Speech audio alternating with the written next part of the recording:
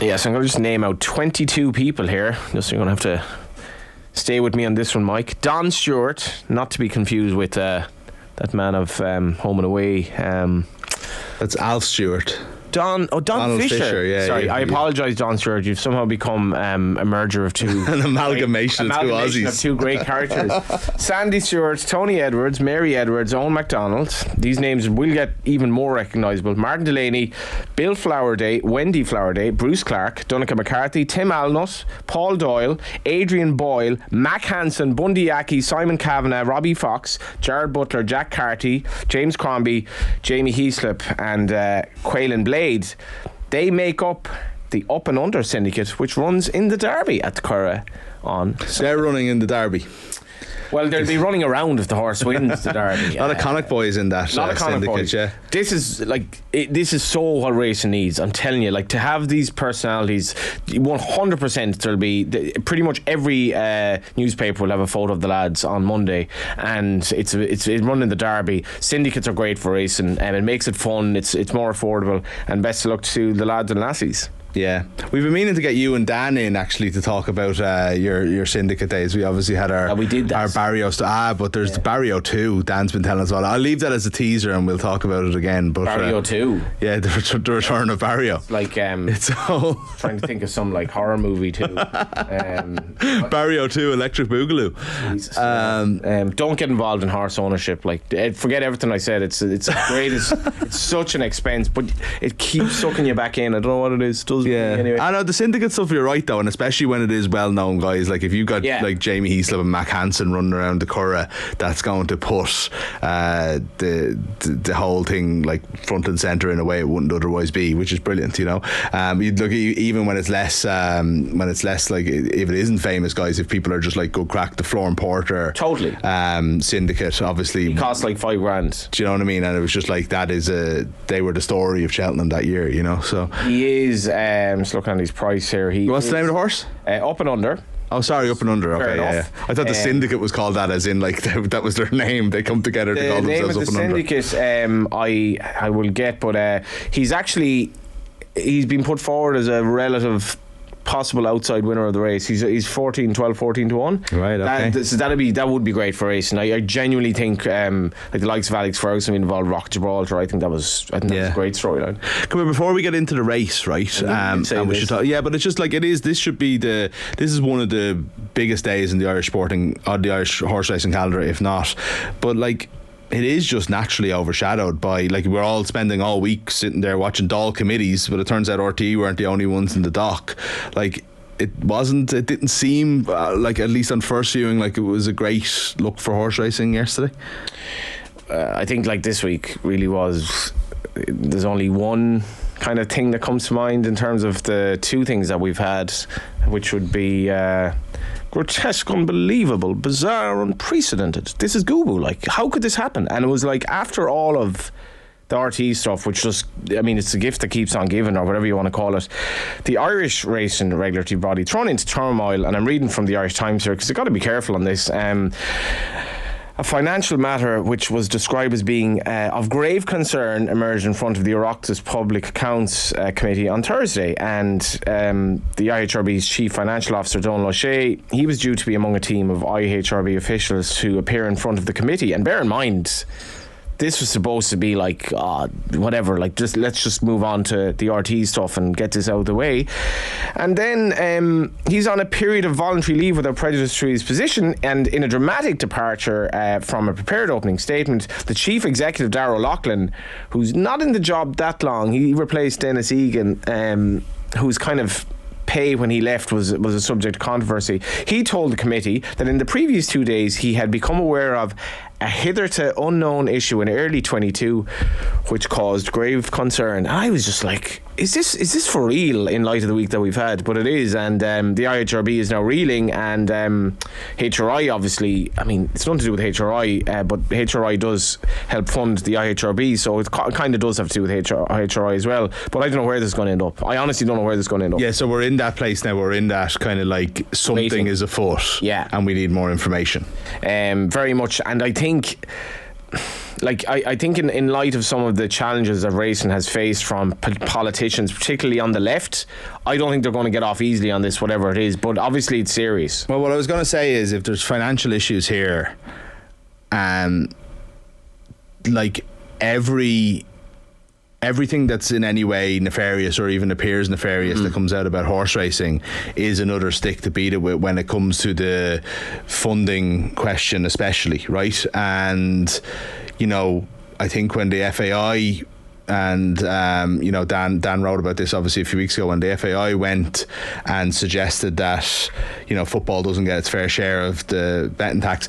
We're still in a place where the majority of the politicians, especially the, you know, people in power, are coming out and going, oh, it's bringing so this and that to the economy, and you know, we're still in that, it's defensive and so on. It doesn't take much to nibble away at something like Absolutely that, you know. And if this turns into something, we don't know what it's going to be, but if it turns big, you know, very quickly you've got the FAI, you know, waving their hands. You know, we had Ivana Bakchik was on OTB AM this morning talking about, like, you know, funding for grassroots football.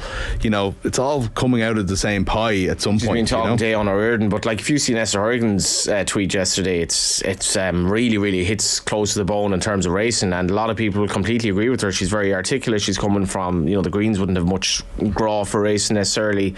We'll see what happens, but it's funny, like Gubu and Charlie Haughey and all that, since Charlie's tax exemption for stallions, Irish racing in general has been going very, very well. It's in an incredibly good position at the moment, and I think we are a genuine world leader at it, but we can't take that for granted. We can't take state funding for granted either. Yeah, absolutely. There was a lot of money put into the Curragh, obviously, massive money, 90, 100 million or whatever, not all of it from the state, but it's fair to say it still has a long way to go, but it'll be buzzing on Sunday for the Derby, and yeah, I can't wait to go.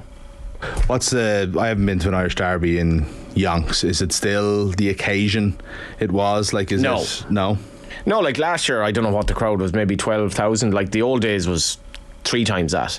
Apparently when Budweiser did the sponsorship, I was never at a Budweiser sponsor, but it was a massive occasion, and it was like a real day out, like probably more like the Melbourne Cup than the Derby. Now the actual capacity now isn't even anywhere near that, but it's still a good day out. People get dressed up. It's such quality racing. It's probably never been higher, has it? Like, no, like Irish racing and the pedigrees and all that, you know, the quality of the trainers, and it's a great day out. I'd advise anyone to go on Sunday. The weather, I think, is good, and yeah, we've a cracking card. I think you should enjoy it. Like, it should be a great day out. Yeah. And so, well, if you want to win, you know, the important question, Johnny. Yeah, well, Auguste Rodin is 4-9. Aidan O'Brien told me, I'd say 2 or 3 weeks before Epsom, he'd win the Derby at Epsom. I was at a wedding that day. Okay. And I watched it at the back of the church, trying to be kind of chilled out. I think, you know, Enda, if you're listening in, sorry about that. But it was hard not to get drawn in, because he made this big withering run to run down King of Steel under Ryan Moore. And he reopposes with the 3rd and the 4th, both Irish trained. One trained by Jessica Harrington, one trained by John Murphy in Cork, Spreewell and White Birch, and then up and under for the rugby guys. Yeah. So it's going to be a fascinating race. And the funny thing as well, Mick, is tactically Ballydoyle has the key to the race, but it might not want it to be a furious gallop. It might want it to be a bit tactical, because that will actually suit the favourite, because he's so quick, so they can basically do whatever they want tactics wise. Can I ask you an ignorant question? No. Can I ask you a question that appears ignorant? No, right, I understand probably national hunt racing a little bit better than I do flat racing, right? So I would understand that if you're bringing the same race from Cheltenham to Punchestown, the track means a lot. Is that the case in flat, when it's more or less a straight line for 1.5 miles or whatever? Okay. 100%. And like, so this is a Derby rematch, but it's on a very different track. Cheltenham's a slightly tricky track, but Epsom is a basket case track. So okay. Epsom just happens to hold like the Derby, but like the Curragh could be the best race course in the world, in terms of fairness. It's just perfect. There's like there's almost very few hard luck stories. You've galloping track, it's fair, the turf is superb. Epsom is like a mad camber, downhill, uphill, coming around bends. It's mad. So there will be, like, say, White Birch has to beat Spreewell again. Spreewell was unlucky at Epsom because he met traffic, and Shane Foley, who is returning to ride this weekend from injury, said he just didn't handle the track. that never is the case at Curragh. You literally never hear he didn't handle the track at Curragh, because it's the fairest track, and so that'll be a big factor potentially.